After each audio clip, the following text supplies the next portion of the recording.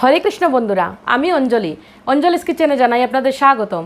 বন্ধুরা, আমি আজকে নিয়ে এসেছি পুষ্পান্নর রেসিপি। তো পুষ্পান্নর রেসিপিটা সকলের কম বেশি একটু জানা আছে, হ্যাঁ, তবুও আজকে আমি আমার রেসিপিটা আপনাদের সঙ্গে শেয়ার করলাম। যদি আপনাদের ভালো লেগে থাকে তবে আমাকে একটি কমেন্ট করে জানাবেন। তো দেরি না করে আজকের রেসিপিটা শুরু করা যাক। বন্ধুরা, পুষ্পান্ন রেসিপি বানানোর জন্য আমি নিয়েছি আধা কেজি কালিজিরা চাল। কালিজিরা চালটাকে আমি আধা ঘন্টা আগে ধুয়ে জল ঝরিয়ে রেখে দিয়েছি। তো কালিজিরা চাল বা গোবিন্দভোগ চাল দিয়ে পুষ্পান্ন রেসিপিটা খুব ভালো হয়, তাই আমি এখানে কালিজিরা চাল নিয়েছি। এবার চালটা ঝরঝরে হয়ে গেছে, আমি এর মধ্যে দিয়ে দিচ্ছি 1 চামচ পরিমাণ লবণ, মানে লবণটা স্বাদ অনুযায়ী দিয়েছি, আর দিচ্ছি 1 চামচ পরিমাণ ঘি। এবার এটাকে আমি ভালো করে মিক্স করে নিচ্ছি।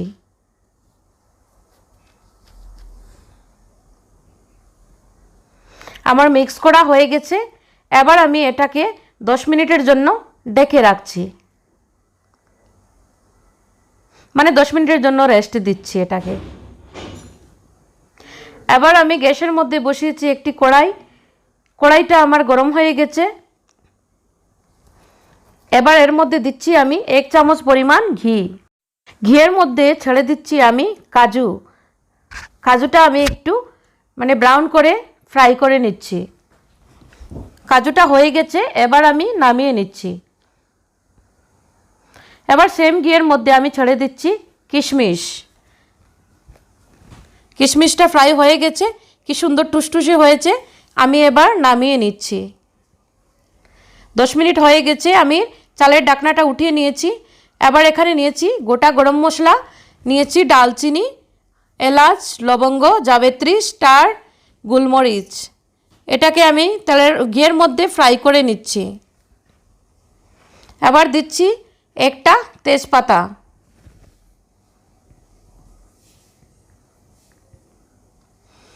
এবার খুব সুন্দর একটা স্মেল বেরিয়েছে মশলার থেকে। এবার আমি ছেড়ে দিচ্ছি চাল।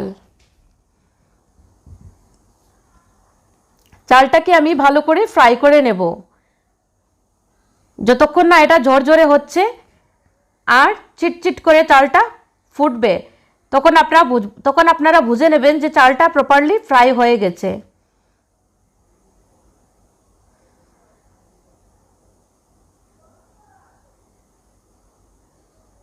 এটাকে একটু সময়ের জন্য ঢেকে দিচ্ছি, আবার নেড়ে দিচ্ছি।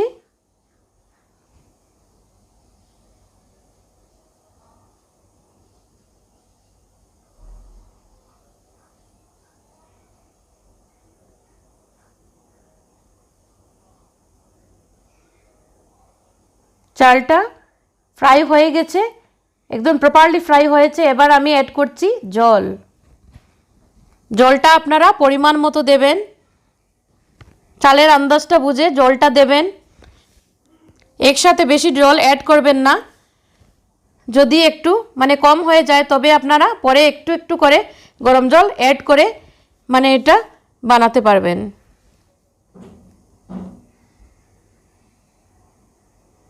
এবার আমি এটাকে ডেকে একটু সময় কুক করলাম। এবার একটু নেড়ে দিচ্ছি।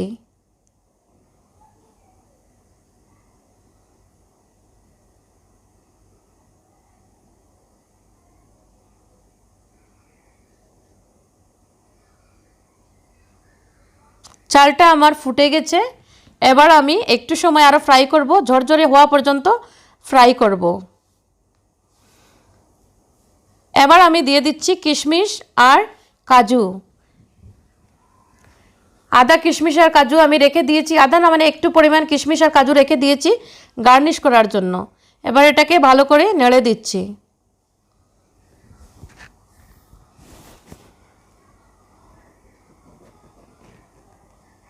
এবার দিচ্ছি আমি 1 চামচ পরিমাণ চিনি।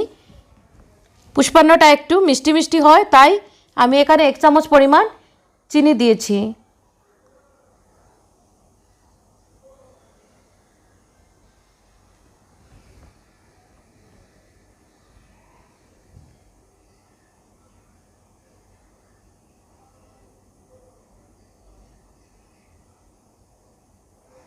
এবার আমি একটু সময় ঢেকে দিচ্ছি।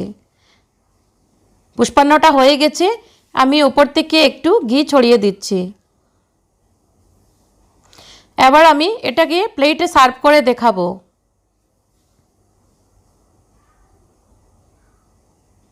আমি প্লেটে সার্ভ করে নিয়েছি আর কিশমিশ আর কাজু দিয়ে গার্নিশ করে নিয়েছি।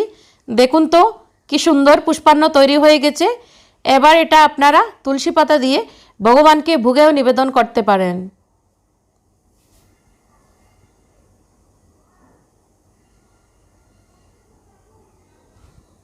তো বন্ধুরা, আমার আজকের পুষ্পান্ন রেসিপিটা আপনাদের কীরকম লাগলো আমাকে কমেন্ট বক্সে কমেন্ট করে জানাবেন প্লিজ। আর যদি আমার রেসিপিটি আপনাদের ভালো লেগে থাকে তবে আমার চ্যানেলটিকে লাইক করবেন, শেয়ার করবেন আর সাবস্ক্রাইব করবেন। আর পাশে থাকা বেল বাটনটিকে প্রেস করলে আমার সমস্ত নোটিফিকেশনগুলো আপনাদের কাছে পৌঁছে যাবে। তো এবার আমি বিদায় নিচ্ছি, আবার দেখা হবে আমাদের নেক্সট ভিডিওতে। হরে কৃষ্ণ, ধন্যবাদ।